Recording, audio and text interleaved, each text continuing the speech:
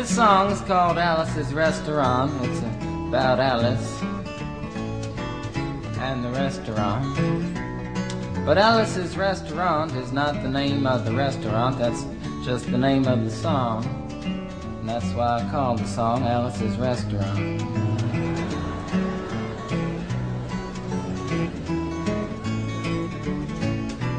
You can get anything you want at Alice's Restaurant.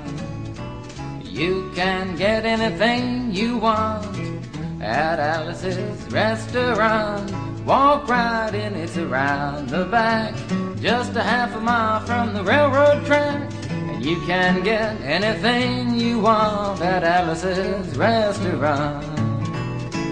Now it all started 2 Thanksgivings ago. It was on 2 years ago on Thanksgiving when my friend and I went up to visit Alice at the restaurant. But Alice doesn't live in the restaurant. She lives in the church nearby the restaurant in the bell tower with her husband Ray and Facha the dog. And living in the bell tower like that, they got a lot of room downstairs where the pews used to be. And having all that room, seeing as how they took out all the pews, they decided that they didn't have to take out their garbage for a long time. We got up there, we found all the garbage in there, and we decided it'd be a friendly gesture for us to take the garbage down to the city dump. So we took the half a ton of garbage, put it in the back of a red VW microbus, took shovels and rakes and implements of destruction, and headed on toward the city dump. Well, we got there, and there's a big sign and a chain across the dump saying closed on Thanksgiving, and we had never heard of a dump closed on Thanksgiving before, and with tears in our eyes we drove off into the sunset looking for another place to put the garbage.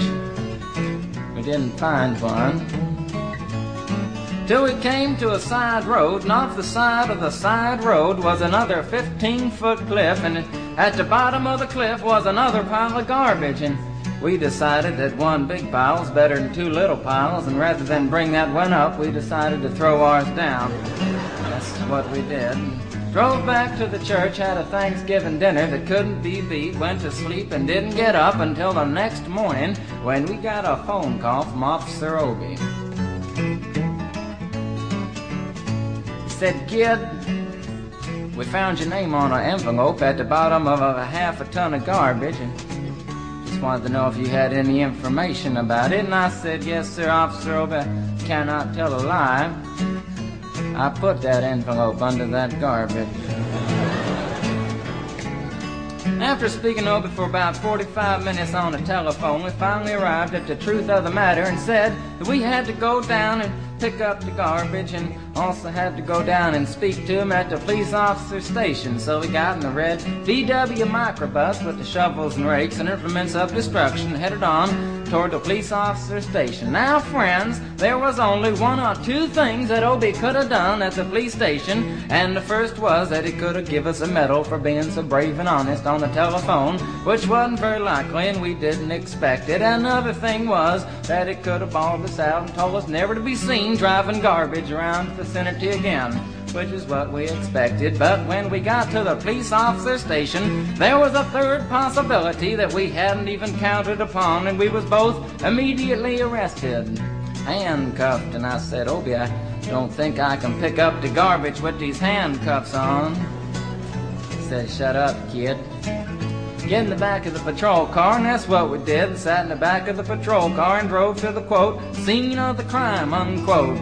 I want to tell you about the town of Stockbridge, Massachusetts, where this happened. Here they got 3 stop signs, 2 police officers and 1 police car. But when we got to the scene of the crime, there was 5 police officers and 3 police cars, being the biggest crime of the last 50 years, and everybody wanted to get in a newspaper story about it.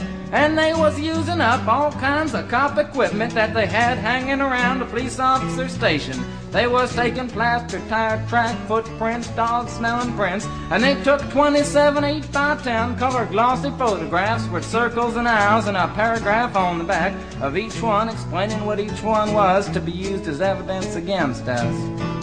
Took pictures of the approach, the getaway, the northwest corner, the southwest corner, and that's not to mention the aerial photography.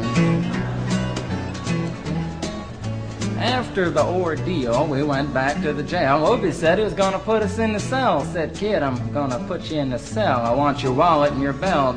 And I said, Obie, I can understand you want my wallet so I don't have any money to spend in the cell, but what do you want my belt for? And it said, kid, we don't want any hangings. I said, Obie, did you think I was going to hang myself for littering?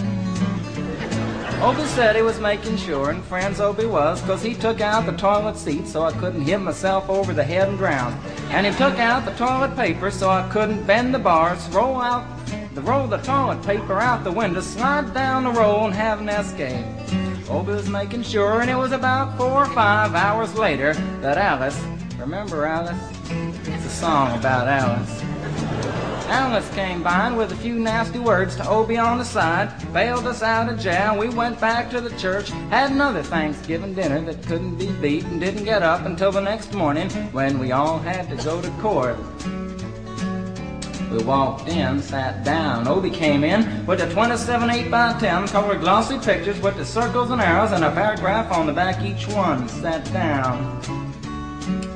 Man came in, said, all rise. We all stood up, and Obie stood up with the 27 8x10 colored glossy pictures, and the judge walked in, sat down with the seeing-eyed dog, and he sat down.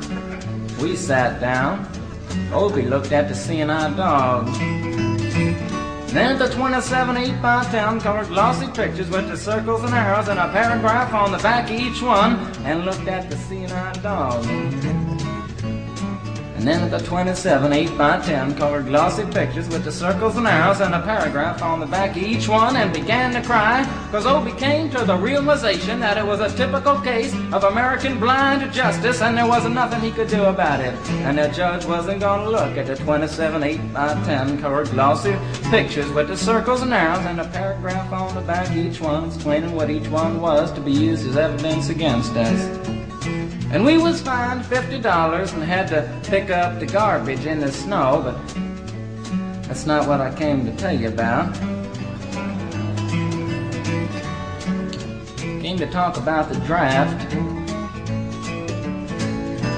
We got a building down New York City. It's called Whitehall Street, where you walk in and you get injected, inspected, detected, infected, neglected, and selected.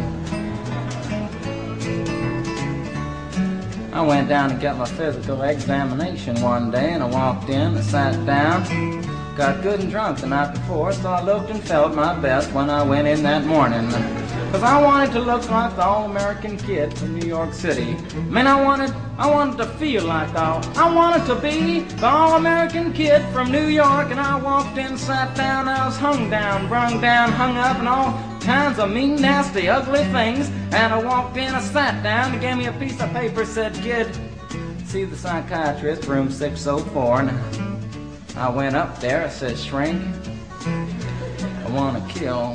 I mean, I want to kill. I want to see blood and gore and guts and veins in my teeth. Eat dead, burnt bodies. I mean, kill. Kill! Kill! Kill! And I started jumping up and down, yelling, kill! Kill! And it started jumping up and down with me, and we was both jumping up and down, yelling, kill! Kill! And the sergeant came over, pinned the medal on me, sent me down the hall, said, you're our boy. Didn't feel too good about it. Proceeded on down the hall, getting more injections, inspections, detections, neglections, and all kinds of stuff that they was doing to me at the thing there. And I was there for 2 hours, 3 hours, 4 hours. I was there for a long time, going through all kinds of mean, nasty, ugly things, and I was just having a tough time there. And they was inspecting, injecting every single part of me, and they wasn't leaving no part untouched.